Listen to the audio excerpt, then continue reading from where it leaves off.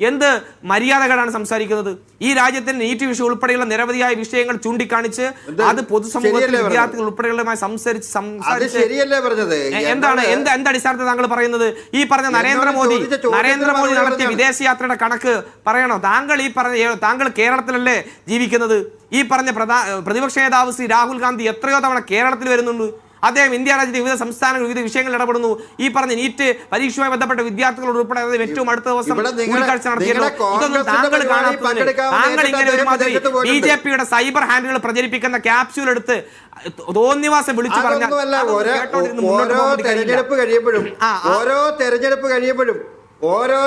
കഴിയുമ്പോഴും അദ്ദേഹം വിദേശത്ത് പോകുന്നുണ്ടെന്നേ. ശരിയല്ലേ? ഓരോ തെരഞ്ഞെടുപ്പും പ്രതിപക്ഷ നേതാവ് രാഹുൽ ഗാന്ധി അദ്ദേഹം വിദേശത്ത് പോകുന്നുണ്ടെങ്കിൽ അദ്ദേഹം വളരെ കൃത്യമായി നിങ്ങൾ ഈ പറഞ്ഞ മോദിയുടെ പോലെ മുട്ടായി കൊടുക്കാനല്ല പോകുന്നത്. മോദി കൊടുക്കുന്ന പോലെ മുട്ടായി കൊടുത്ത് സോപ്പിടാനല്ല പോകുന്നത്.